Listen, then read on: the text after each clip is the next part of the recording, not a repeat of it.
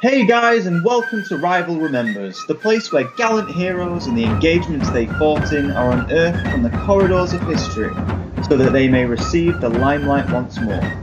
Today we will be casting our minds back to the Crimean War, a war which settled little in international affairs during the 19th century, yet nevertheless established a new era of gallantry and heroism. There were, of course, several key engagements within that conflict that can be earmarked for their demonstration of reckless bravery: the charge of the Heavies, the charge of the Light Brigade, to name but two. Yet it is the lesser known, but no less gallant, action of the Thin Red Line that we will be focusing on today.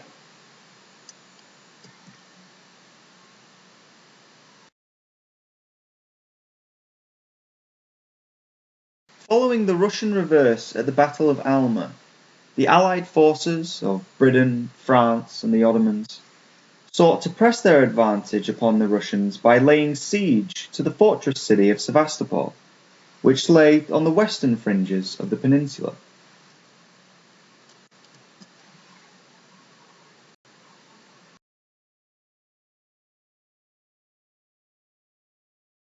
To ward off Russian counterattack, it was crucial that the Allies gain control of the heights surrounding the town of Balaclava, which lay directly east of the city of Sevastopol.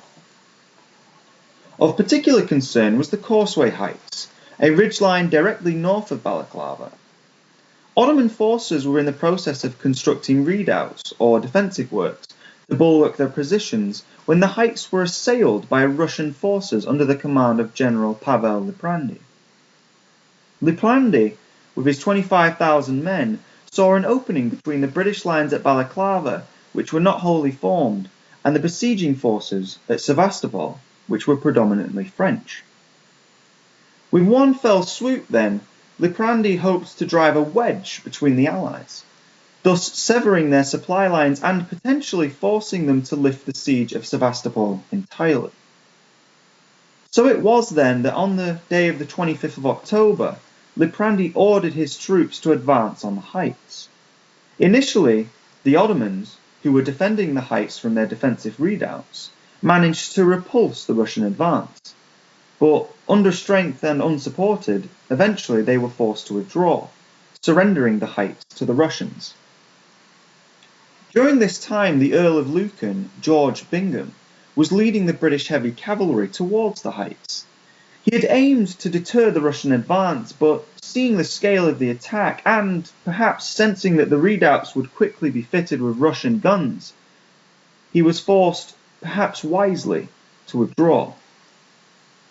Liprandi, sensing vulnerability from the retreating British cavalry, ordered his own cavalry, under the command of Lieutenant General Rychov, to advance beyond the captured redoubts. Rychov's force of some 2,000 to 3,000 strong crested the heights and quickly moved against the withdrawing British cavalry.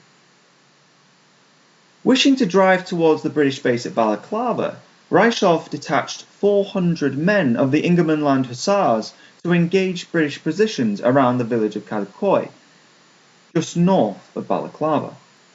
Rychov surmised that should these positions be taken, then the British baggage train at Balaclava could then be raided, jeopardizing the entire Allied campaign.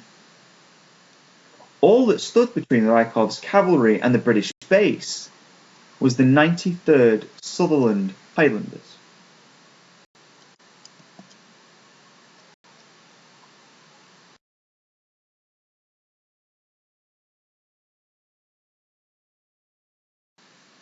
Commanding the 93rd that day was Sir Colin Campbell, a distinguished Scottish commander who had led a bayonet charge uphill personally at the Battle of Alma some weeks prior.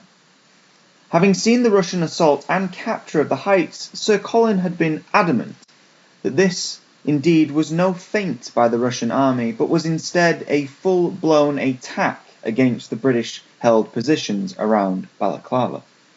Having decided to stand his ground atop a small rise on the plain, Sir Colin instructed his Highlanders to form up 2 men deep across the advancing cavalry's path, thus blocking the route to Balaclava.